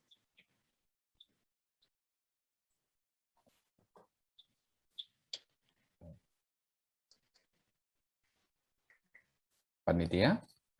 Ya, terima kasih karena sudah diampin. Jadi mungkin dari tahapan penelitian yang kami lakukan, kami ada sekitar 5 tahapan penelitian. Dari konsep dari awal-awal kita mungkin perumusan masalahnya yang telah disampaikan oleh Mbak Maya mengenai keterbatasan SDM kami. Kemudian kami mengumpulkan data-data lapangan dari kegiatan sehari-hari dan juga melakukan beberapa analisis terkait dengan proses-proses yang telah kami lakukan. Adapun metode ini sebenarnya dikonsepkan oleh Jeff Sutherland tahun 1993, di mana dalam perbedaannya dengan industri yang masih memakai yang konvensional ataupun waterfall, dalam konsep Scrum method itu, yaitu dalam satu tim itu terdiri dari berbagai macam expert daripada pekerjaan-pekerjaan yang ada, dan juga mereka dibagi peran-peran menjadi 3, yaitu product owner, Scrum Master, dan juga timnya tersendiri. Dan dalam kasus ini kita product owner-nya kita disupervisi oleh managing director kami dan juga chief operational officer, dan juga untuk Scrum Master yang mengkoordinir itu dari head editor kami, dan juga timnya itu dari tim-tim editor kami dan anggota anak magang yang sekiranya mereka ada yang desain grafis, ada yang menjadi penulis, adapun yang menjadi editor juga. Next. Dan dari tahapan metode Scrum tersendiri, jadi cara pekerjaannya pertama kita membuat produk backlog-nya tersendiri awal-awalnya, itu jadi semacam kalau dianalogikan itu semacam jadwal untuk para masing-masing tim itu harus melakukan apa pada hari ini dan berikutnya apa. Next itu ada sprint planning, jadi setiap tim itu sprint planning-nya itu lebih ke arah konseptualnya, mereka setiap hari roadmap-nya itu seperti apa saja untuk dilakukannya. Next itu juga ada sprint review, di mana sprint review tersebut mereka akan diberikan review oleh Scrum Master ataupun dari product owner. Next. Next,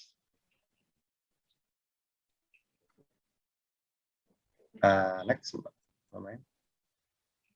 Sudah saya. Oke.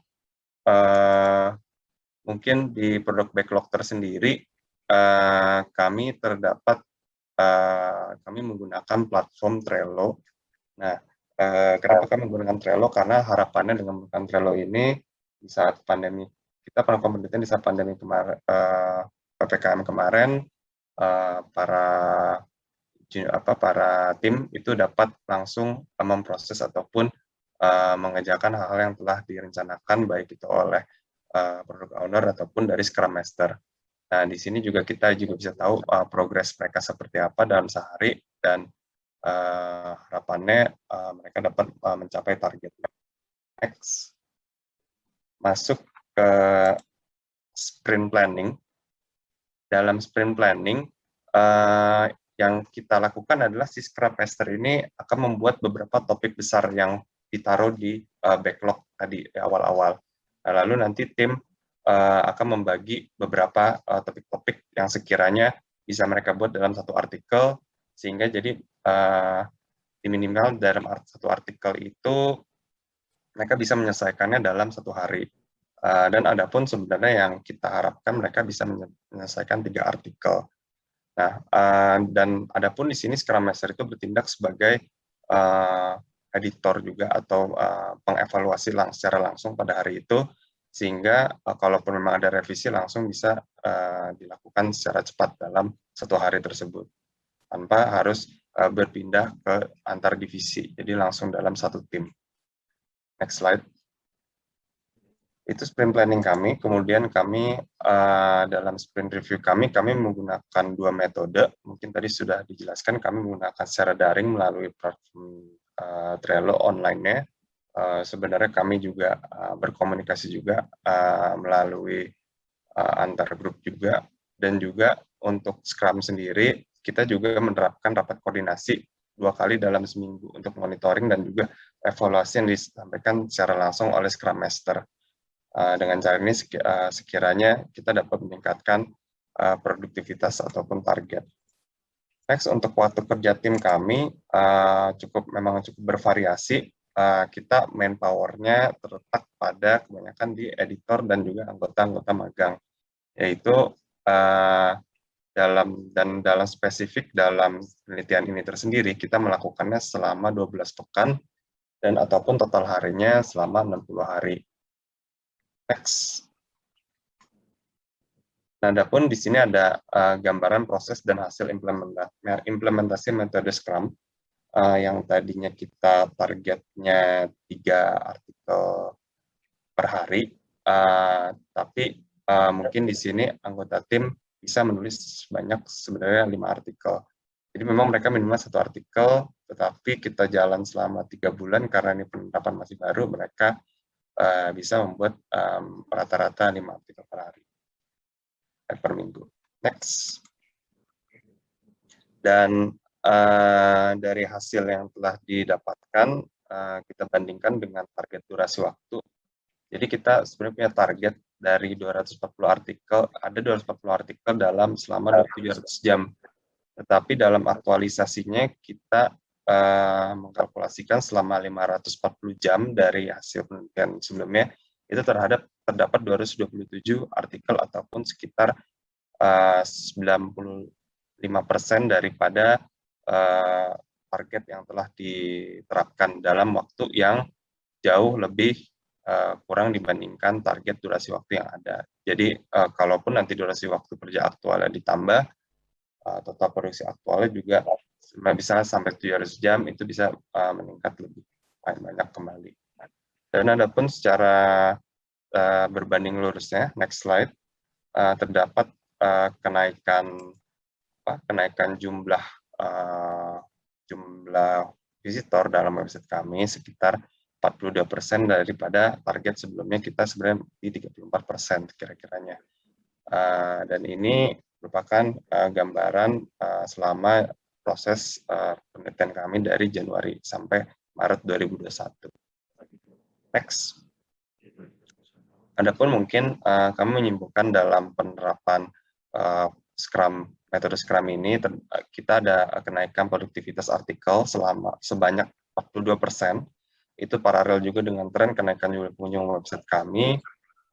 Walaupun begitu, waktu penerapan metode Scrum ini mungkin ke depannya perlu kami lakukan lebih lama lagi supaya dapat dilihat peningkatan jumlah pengunjung yang lebih signifikan.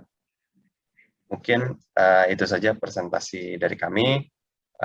Terima kasih. Mungkin saya kembalikan ke moderator. Terima kasih. Ya, silakan Bu Mayang.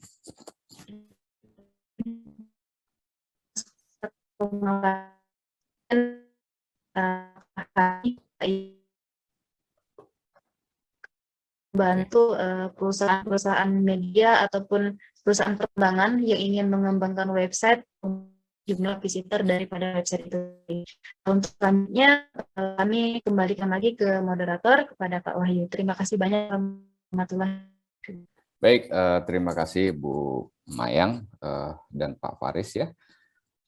Sesuatu yang mungkin berbeda dari teman-teman yang mungkin di sini banyak yang praktisi profesional secara teknis ya. Ini tadi sesuatu mungkin pengetahuan yang berbeda, dan ini mungkin bisa kita tarik nanti ke dalam sebuah kegiatan praktisi yang ada di perusahaan kita ataupun juga di dalam kegiatan kita sehari-hari, dan mungkin nanti bisa kita diskusikan di dalam session yang pertanyaan dan diskusi kali ini.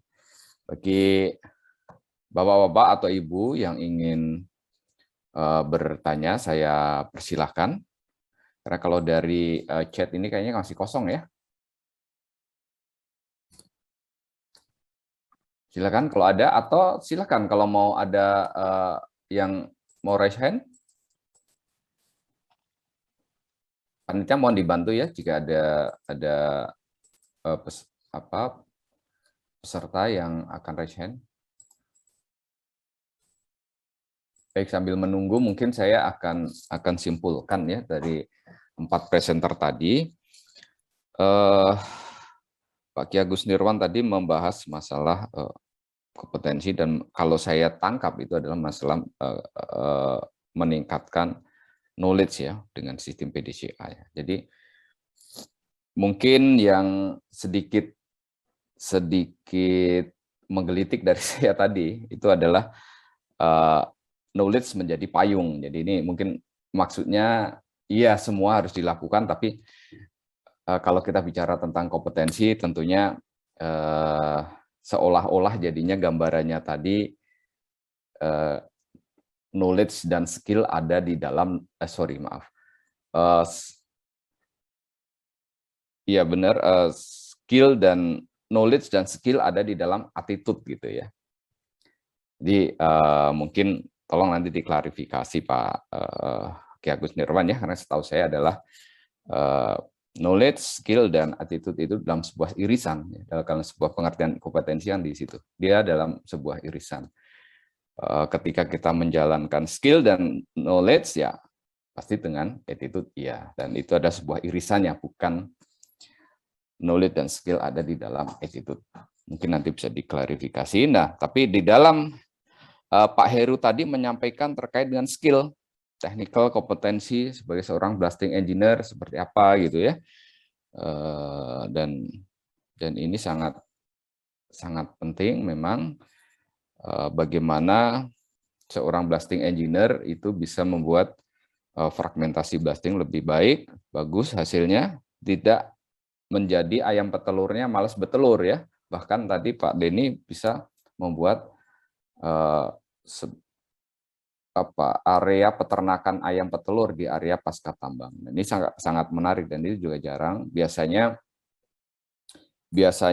itu dilakukan oleh petani-petani yang di luar tambang ya, yang saya tahu. Tapi ini terobosan dari beberapa perusahaan. Memang saya dengar di area pasca tambang banyak peternakan ayam petelur ataupun juga peternakan sapi dan lain-lain. Nah, mungkin nanti bisa disampaikan juga Pak Denny, apakah area pasca tambang ini di kawasan hutan atau masih di dalam APL? Tentunya kalau di kawasan hutan kan berbeda ya. Baik, ada yang bertanya silakan kalau ada.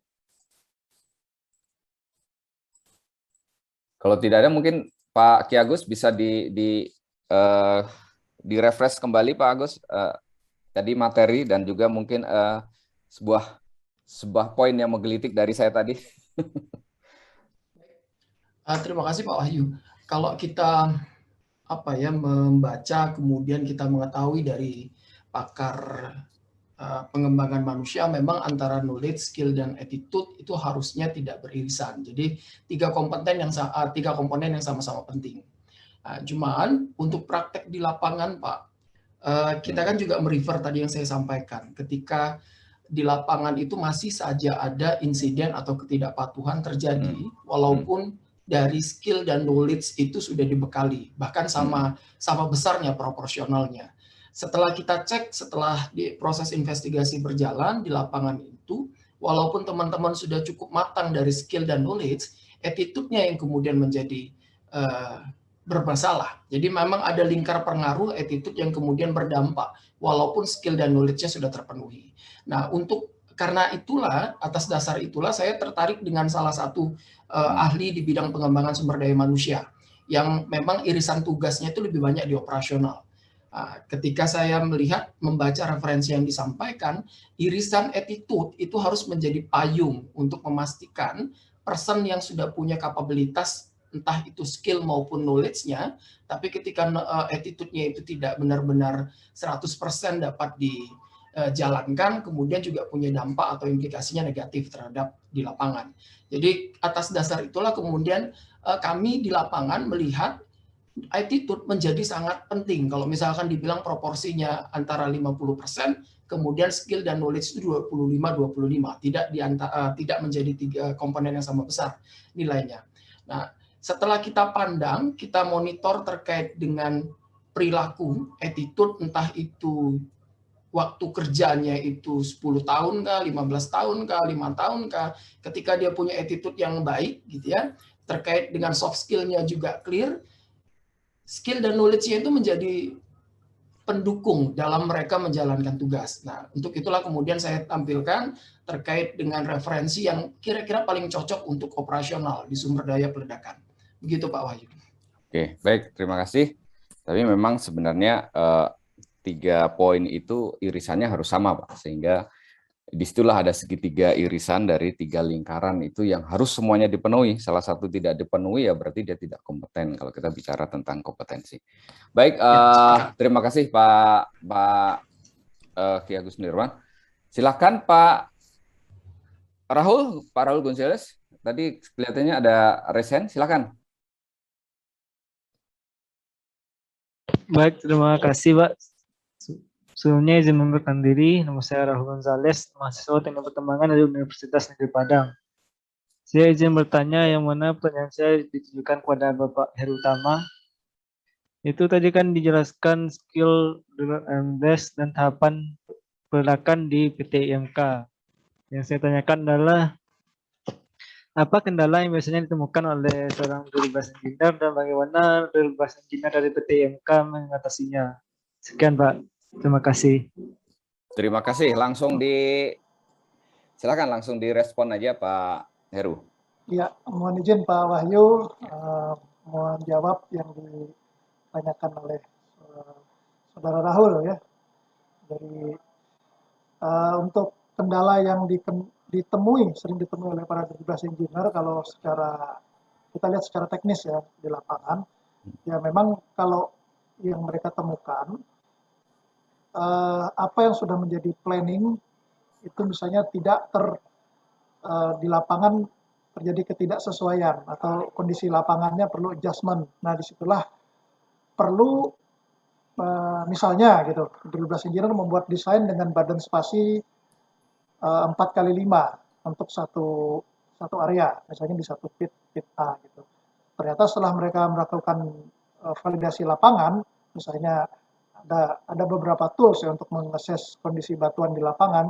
Secara umum, misalnya menggunakan blastability index seperti itu, ternyata kita bisa mekarkan di situ badan spasi, misalnya jadi 5x6 atau 4,5x5,5. Jadi adjustment seperti itu yang ya kendala teknis, tapi bisa diselesaikan oleh para engineer. Jadi kita sebagai superintendennya memberikan arahan, diajarin seperti itu. Jadi lama-lama mereka akan biasa adjustment, karena itu jam terbang ya, Saudara Rahul, jam terbang makin lama sering berinteraksi dengan massa batuan tersebut, kita makin familiar. Ini cocoknya pakai pola apa, patternnya, badan spasi, stemmingnya berapa, tie up-nya seperti apa, seperti itu. Mungkin tambahan seperti tadi yang saya sampaikan, ada namanya geoblast ya, interaksi antara geotechnical engineering dan explosive engineering, itu yang harusnya dikuasain juga oleh para drill blast engineer. Jadi dalam hal ini saya mau ucapkan terima kasih ininya Oke. masukannya ya. Baik, terima kasih Pak Heru, dan ini juga menarik. Sebelum saya berlanjut ke pertanyaan selanjutnya, saya akan undang nih, mungkin ada komen atau statement dari expert praktisi yang mungkin juga hadir di sini, mungkin Pak Awang atau Pak Handoyo, kalau mau berkomen silakan, saya undang Pak. Mohon izin Pak, beliau berdua ini mentor dan guru saya, Pak Awang Suwandi dan Pak Dwi Handoyo Marmer. Terima kasih Pak Awang, Pak Handoyo. Mohon komen Pak. Awang Suwandi. Sebelumnya saya berterima kasih pada Pak Wahyu yang beri kesempatan pada orang tua ini. Guru ini Pak, guru. Dan saya sungguh bangga kepada generasi milenial, Pak Heru, di situ ada Pak Ki Agus Nirwan, ya, Pak Denny, dan yang lainnya, untuk mencoba mengungkap bagaimana sebenarnya aktivitas drill blast di tambang itu. Saya tertarik dengan Pak Ki Agus tadi, sesungguhnya. Saya baru saja terbersit di benak saya beberapa minggu yang lalu, bahwa setelah melihat beberapa tambang, kemarin seminggu lalu di PPA misalnya, kemudian di Adaro dan tempat-tempat lain, betul itu, KSA itu betul. Untuk knowledge, skill, itu dengan, boleh dikatakan dengan mudah kita dapat peroleh. Dengan diklat, dari kuliah, skill dipertajam di lapangan. Tetapi attitude adalah tidak terukur. Nah, oleh sebab itu maka,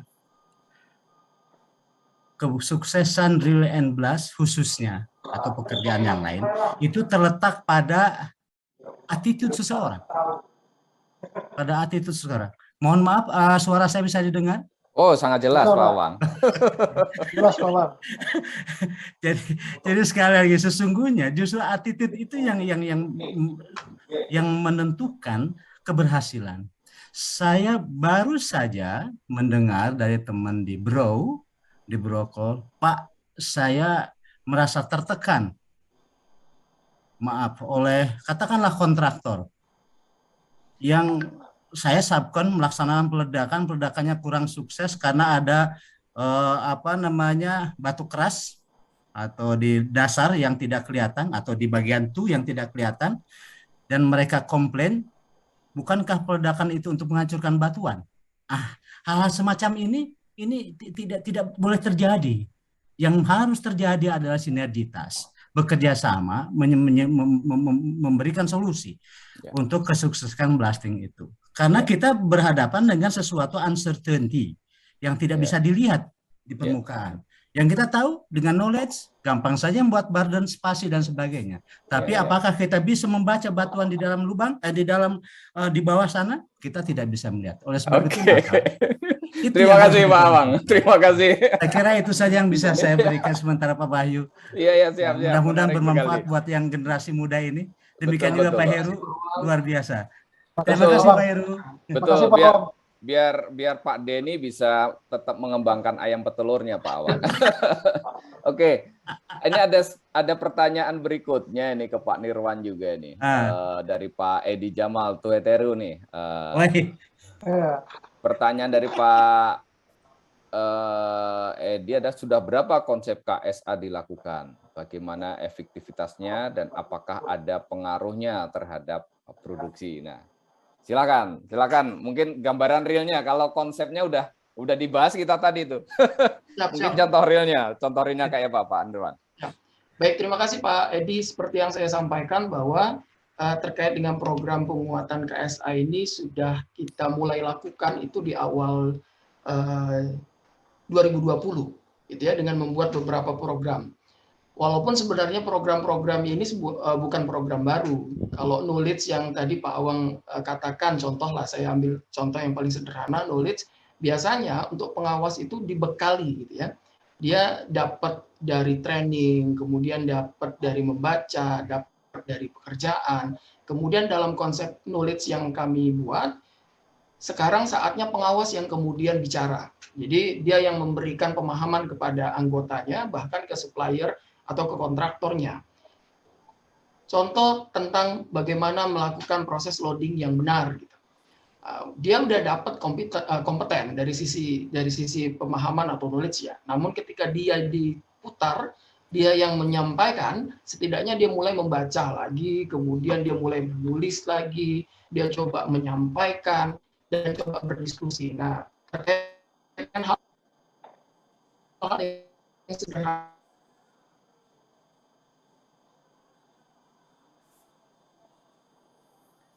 Halo?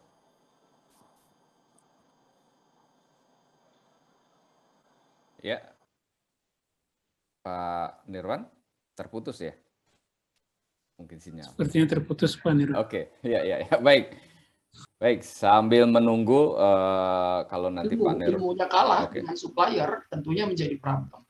Jadi mereka dibekali dulu, kemudian siap berperang, kemudian siap ngomong nih dengan kontraktor, untuk kemudian dia bisa mereview apakah pekerjaan kontraktornya bisa dilakukan dengan baik atau sesuai prosedur atau tidak. Kemudian terkait dengan attitude yang seperti disampaikan Pak Awang tadi, di lapangan itu saya masih punya apa ya Pak ya, punya gambaran bahwa attitude itu menjadi proporsinya menjadi sangat besar untuk memastikan pekerjaan atau implementasi dari skill dan knowledge-nya itu berjalan dengan baik. Contoh yang paling sederhana, proses melempar aksesoris atau meletakkan aksesoris di pinggir lubang. Secara skill dan knowledge mereka udah paham, tapi kadang-kadang attitude-nya blaster itu ya sudah, karena mau cepat ya main lempar saja, yang kira-kira bisa punya dampak terhadap apa gitu. Nah, untuk proses attitude itu yang kita pantau. Jadi kalau misalkan ditanya bagaimana efektivitasnya, alhamdulillah seperti yang tadi disampaikan di dalam kesimpulan, yang kami pandang terasa sekali, yang pertama pemenuhan target, objektif, target dan program yang dibuat oleh manajemen itu 100% comply. Kemudian terkait dengan tingkat LTI, tidak ada LTI di area operasional 12, kerugian terhadap property damage itu berkurang sekitar 20% dari tahun sebelumnya, dan lain-lain. Jadi memang program-program ini punya hasil yang cukup efektif, walaupun juga masih banyak yang perlu kita pastikan. Yang paling penting itu bagaimana memonitor. Karena proses monitoring ketika dijalankan secara serius itu akan clear. Dan tadi saya sampaikan di penutup tadi, kita menjalankan 360 derajat feedback. Jadi kalau pengawas sudah ngomong A ke lapangan, kemudian dalam praktek dia tidak melakukan, padahal dia barusan sharing tentang A, itu si asisten blasting atau kontraktor bisa dengan cepat mengkoreksi. Jadi secara feedback 360 itu bisa dilakukan secara real di lapangan. Jadi itu mungkin Pak Edi Jamal. Baik, terima kasih Pak Nirwan atas penjelasannya. Kalau untuk Pak Denny, tadi Pak Denny saya ada tergelitik juga itu Pak Denny, area yang pasca tambang yang dipakai untuk peternakan ayam pertelur itu dalam kawasan atau APL ya? Kawasan Pak. Oh, di dalam kawasan ya, sehingga kita bisa berkreasi di situ. Itu masuk di dalam ini juga Pak ya, RPPM dan juga di program pasca tambang ya? Iya Pak, jadi memang jadi kesimpulan yang utama Pak, karena pasca tambang sudah disusun rencananya sedemikian rupa sehingga ada bagian kawasan Pak. Termasuk salah satu kawasannya adalah kawasan pemanfaatan untuk kandang ayam petelur itu persis memang di pit J, karena pit Jupiter. Ini penamaan kandangnya memang Jupiter Farm. Kebetulan untuk lokasinya, areanya area dumping, Pak. Area dumping, yang kemudian justru di paper ini saya ceritakan kenapa awalnya, gitu ya. Cerita-cerita di balik layar itu saya agak menarik, gitu ya. Karena ada diskusi di top manajemen dengan pejabat, gitu ya, yang kemudian menggerakkan peran perusahaan. Tapi secara pasca tambang memang perencanaannya memang betul untuk pemanfaatan. Jadi dasar utamanya adalah itu, dan juga pengelolaan lingkungan yang mumpuni. Kalau untuk tambang dihitung radius peta dekat Pak sebenarnya dengan tambang itu, memang jadi contoh. Begitu Pak. Oke, ya terima kasih Pak Denny. Kemudian ini ada pertanyaan dari Pak Abdul Alkan ini. Kayaknya ini pertanyaannya umum, tidak terkait dengan tema di sini ya. tidak ditujukan kepada presenter, apakah harga batu bara saat ini membumbung tinggi berpengaruh terhadap produksi perusahaan-perusahaan, khususnya swasta, dan bagaimana Perhapi berkontribusi. Oke, ini mungkin nanti pandangan Perhapi, tapi ini ada usaha untuk menghentikan illegal mining. Oke, bahkan mungkin kalau ini bisa saya hubungkan dengan dunia tambang digital ya, Bu Mayang Sari dan Pak Faiz tadi ya, dari kalau walaupun tadi yang disampaikan adalah metode Scrum ya, meningkatkan produktivitas pengembangan pekerjaan dengan transformasi, inspeksi, dan adaptasi ya. Jadi memang mungkin kalau di tambang kita kenalnya banyak di inspeksi, produktivitas ya, pengembangan pekerjaan, kita sangat menarik tadi. Tapi yang menjadi tadi kan juga sudah disinggung oleh Bu Mayang terkait juga dengan dunia tambang digital ini. Nah, info-info positif kalau tadi kita bicara Pak Nirwan, Pak Heru, gitu, Pak Denny itu berbicara tentang hal-hal yang sebenarnya positif yang sudah dilakukan oleh para profesional tambang ya, baik itu di Dribble Engineer ataupun juga sebagai pelaksana community development. Nah, bagaimana dunia tambang digital ini mendapat itu bisa menyampaikan di dalam platformnya. Karena kan banyak platform-platform ataupun juga berita-berita yang lebih miring terkait dengan tambang yang ada di Indonesia ini. Mungkin Bu Mayang bisa menanggapi. Baik, terima kasih banyak Pak Wahyu. Saya izin menanggapi ya Pak ya. Nah, jadi memang kalau untuk di dunia tambang kita memiliki visi menjadi rumah berita pertambangan di Indonesia, Pak. Nah, mulai dari merangkul beberapa organisasi profesi yang berkaitan dengan pertambangan, seperti misalkan Perhapi, gitu, terus PUSHEP, Pusat Studi Hukum dan Energi Pertambangan, kemudian juga dari MGI, WIME, dan sebagainya. Nah, kita berharap melalui dunia tambang ini, para organisasi-organisasi profesi tadi bisa mempusatkan informasi berita di dunia tambang seperti itu. Nah, kemudian juga kalau untuk kontennya sendiri kita fokus di dua, Pak. Ada berita yang bentuknya artikel, kemudian yang kedua ada infografis yang sifatnya gambar atau grafik seperti itu. Nah, selain dari melalui konten berita dan grafis, kita juga rutin untuk mengadakan webinar-webinar, Pak, yang bisa diikuti oleh para pekerja tambang atau masyarakat umum, sehingga kami berharap platform yang kami develop ini bisa bermanfaat untuk memberikan informasi yang positif kepada halayak umum, karena yang kita tahu kadang masyarakat umum tuh mendengar kata tambang kadang negatif gitu ya Pak ya. Iya, Nah, kami berharap dengan adanya pertambangan ini tuh kami pengen kasih tahu nih, oh ternyata tambang itu banyak juga nih dampak positifnya, banyak memberikan juga manfaat untuk negara, enggak cuman sekedar yang orang pikir mungkin merusak lingkungan gitu ya Pak ya. Nah, kami ingin meluruskan stigma-stigma tersebut. Nah, kami hadir di website dan juga aplikasi Bapak Ibu. Untuk website, nama websitenya duniatambang.co.id.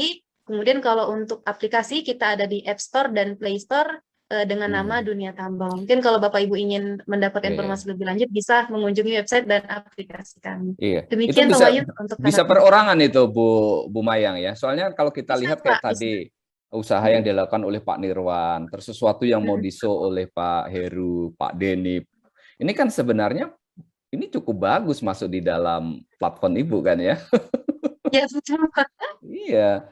Belum yang lain-lain, saya melihat di lapangan itu, kebetulan saya juga praktisi, jadi banyak kreasi-kreasi anak-anak muda. Terus sekarang kan zamannya era milenial ya.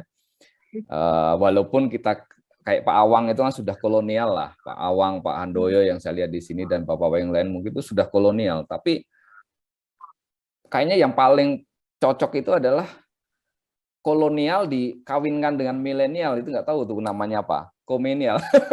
Itu juga banyak sekali dan itu mungkin tersebar di dalam Perhapi perwakilan daerah, Bu. Jadi mungkin bisa dijembatanin karena Perhapi mungkin kalau mau bagusnya ada, saya lihat banyak Perhapi perwakilan daerah kayak Kukar, kayak di Sangatta, terus kemudian di mana di Ternate itu juga sangat aktif. Nah, itu mungkin bisa bisa join itu Bu ya. Itu kalau pusat kayaknya pada sibuk tuh. Kalau daerah-daerah aktif tuh Bu.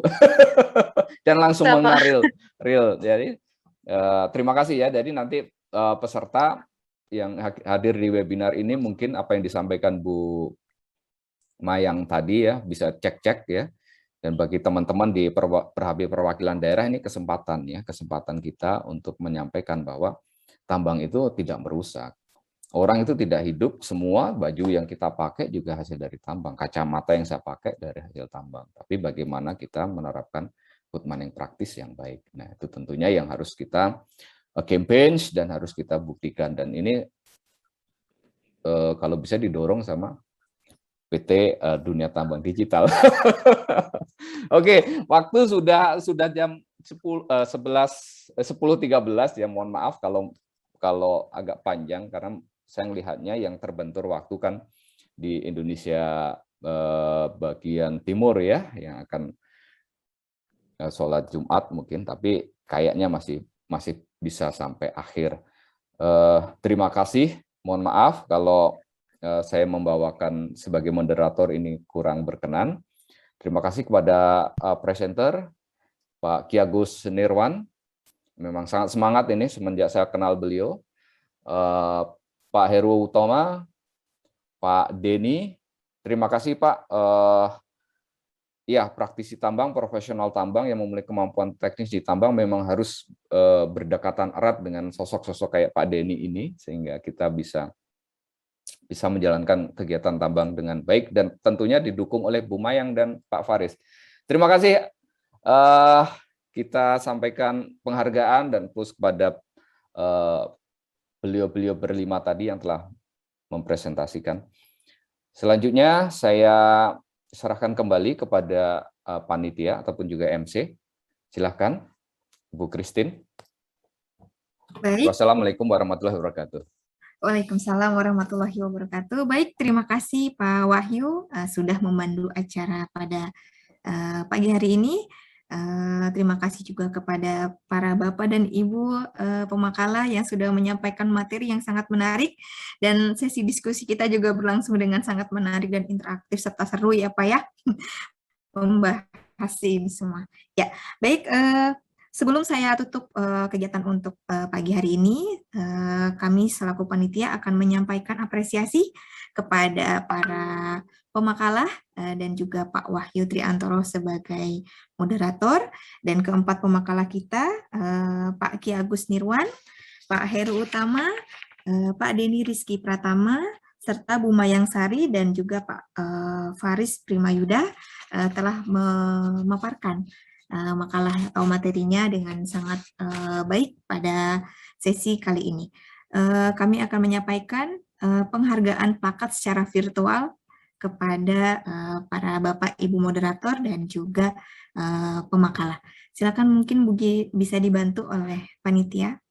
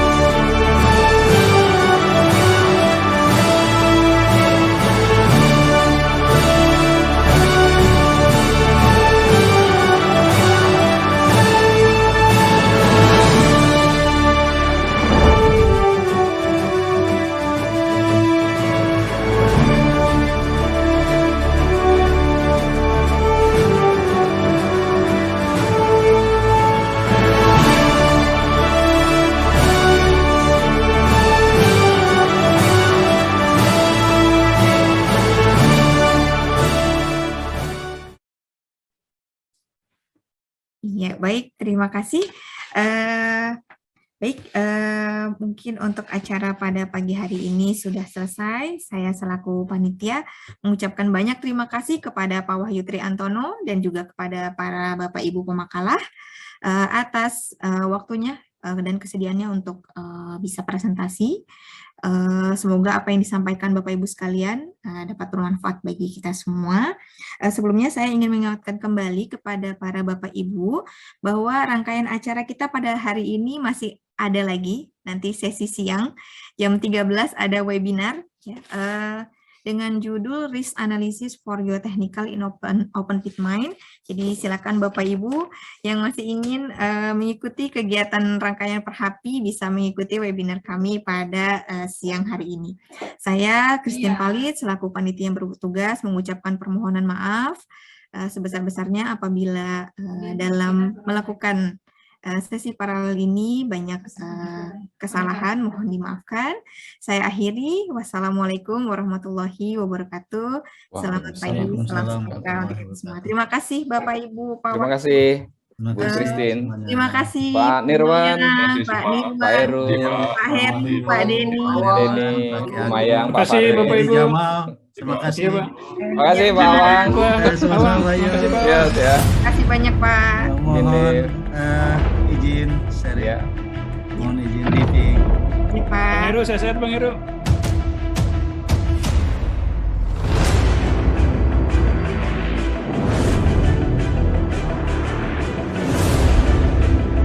Izin ya, live ya. Terima kasih Pak. Terima kasih. Terima kasih. Mas Heru. Namanya. Terima kasih.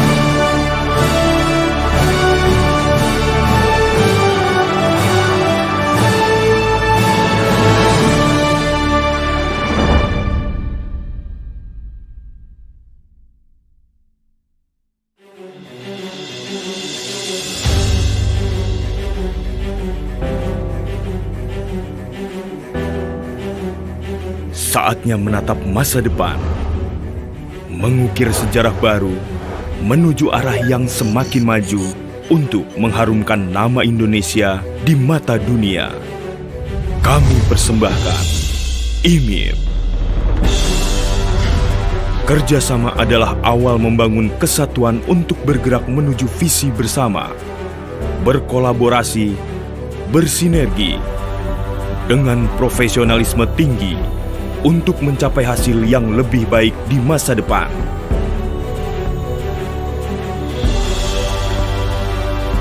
Indonesia, negeri dengan kekayaan alam berlimpah yang harus dibangun dengan hati, menjadi salah satu potensi nikel terbesar di dunia.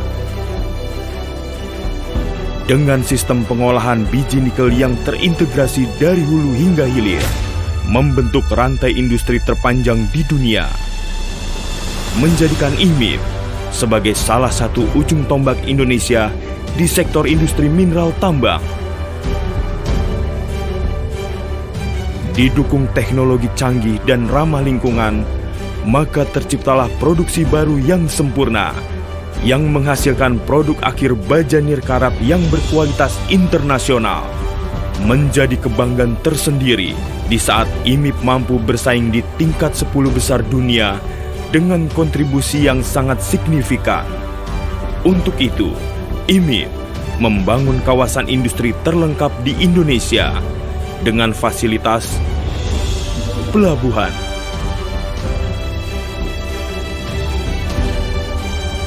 pembangkit tenaga listrik,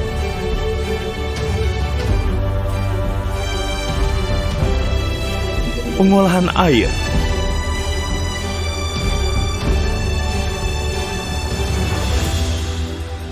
bandara,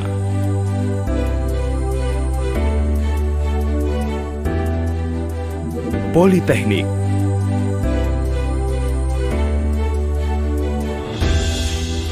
perumahan,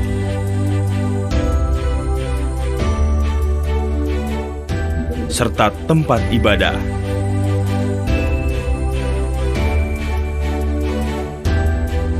IMIP juga membangun industri bahan baku baterai mobil listrik yang memberikan andil dalam menyediakan energi baru dalam negeri dan seluruh dunia. IMIP berperan penting menciptakan puluhan ribu kesempatan kerja untuk masyarakat Indonesia, tidak hanya dengan kata-kata, tapi ketulusan kerja nyata. Karena kepercayaan dan ketulusan dalam bekerja lebih berharga dari sekedar pujian. Tujuan besar membutuhkan komitmen yang kuat guna membangun Indonesia yang lebih maju untuk bekal generasi mendatang. Dari hal yang kecil, disiplin menjadi faktor penting membentuk mental yang kuat dalam situasi apapun. IMIP senantiasa berkembang bersama untuk menyongsong era baru yang menjadi jembatan menuju kemakmuran. Untuk masa depan yang lebih cerah, bersama kita tunjukkan ke seluruh dunia bahwa kita mampu menjadi yang terbaik, juga memberi manfaat bagi negeri ini dan dunia.